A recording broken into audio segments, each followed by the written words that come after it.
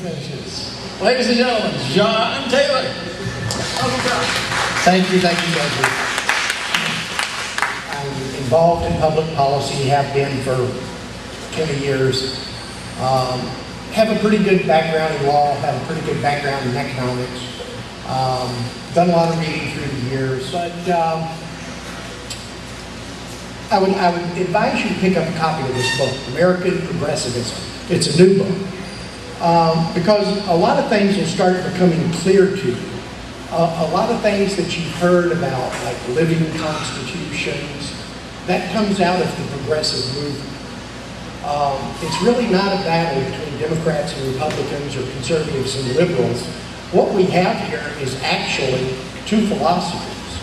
It's the philosophy of the founding fathers versus the philosophy of the progressives. And the interesting thing about this was that the progressives have always been very clear and honest about what they were trying to do. The progressives were the first people that came out and openly attacked the Declaration of Independence. They came out and openly attacked the Constitution of the United States. They came out and openly attacked the founding fathers. And they started that back in the first part of the 1900s. Some of the writings actually started maybe as far back as the 1880s. But it is a movement that is still very clearly with us today. If you listen to what the politicians are saying and if you watch what they're doing. The founders who knew their history knew that Europe had been embroiled in warfare for centuries. Sometimes it was, the king against the king. Sometimes it was the king against the pope. Sometimes it was the king and the pope against the king. Sometimes it was the other king and the pope against the first king. But it was just a constant warfare kind of a society that was in Western Europe. And I think the founders, one of the things that the founders had in common that they learned from that recent history that took place right before they came on the scene was that I think they could agree on was that they feared a centralization of power. And what they intended to do was set up a government where power was dispersed and they did not have to worry about someone coming to power to put the heavy thumb of government on the people. I think one big difference between the founders and the progressives is that the founders came up with their system viewing themselves as citizens. We're starting a government that we're going to live under, that we're going to be subject to the laws of. The progressives are largely elite types, academic some, who saw themselves as not being citizens under their movement, but as being the political elite of the movement they were seeking to establish. So right there's a big difference between the founders and the progressives. What is progressivism? It was a movement to move beyond the political principles of the American founding, to vastly enlarge the scope of the national government with the purpose and ends of that government to be redefined by each generation. So the role of government, is itself gets redefined with each generation. What were some of the early things that came out of the progressive movement? I think 1913 was probably the worst year this country's ever had. In 1913, we had the passage of the 16th Amendment to the Constitution, or the ratification. That's established the income tax. So now the national government had a direct form of taxation on the people themselves. The 17th Amendment to the Constitution was ratified, and this is very important, and I'm going to come back to this a little bit later. The 17th Amendment called for the direct election of U.S. senators. Previously, senators had been elected by state legislators. And in 1913, you also had the establishment of the Federal Reserve System. So these were all kind of progressive ideas that the effect of was to fund the federal government. The direct election of senators had a lot to do with undercutting the whole principle of federalism and establishing the government's control over the currency. One of the central tenets of progressivism is that due to historical progress, government is no longer a danger to the governed.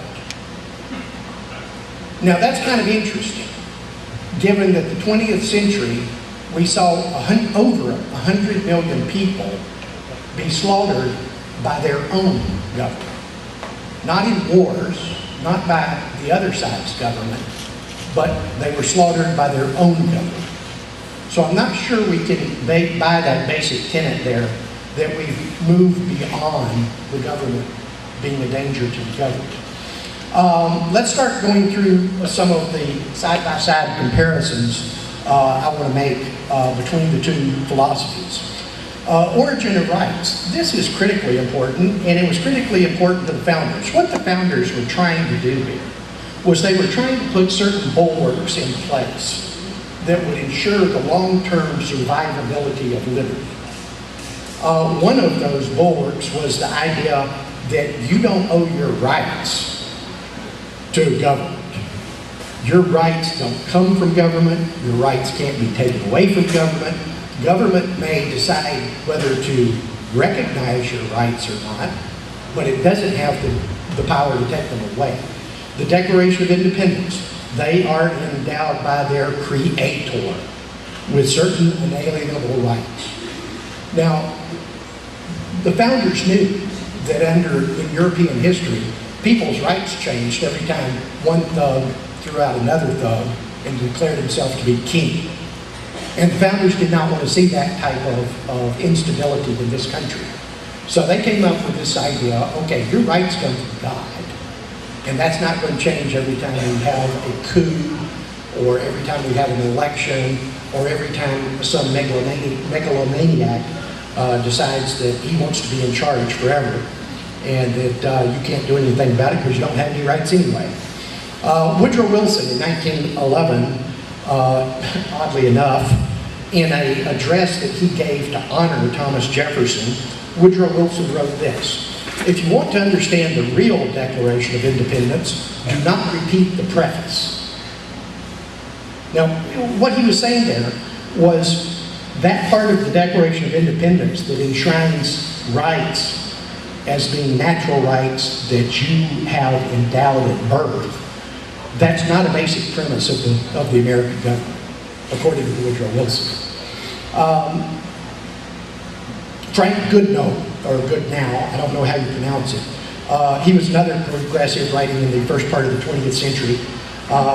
He was praising the political systems in Europe when he explained, and this is a quote, "The rights which an individual possesses are conferred upon him not by his creator, but rather by the society to which he belongs. What they are to be is to be determined by the legislative authority." Wouldn't that be a scary idea with our current legislature? Economic system. It's always been kind of interesting to me that the same year that our Declaration of Independence came out, 1776, you also had the publishing of a book that in its own right changed the world, and that was Adam Smith, The Wealth of Nations.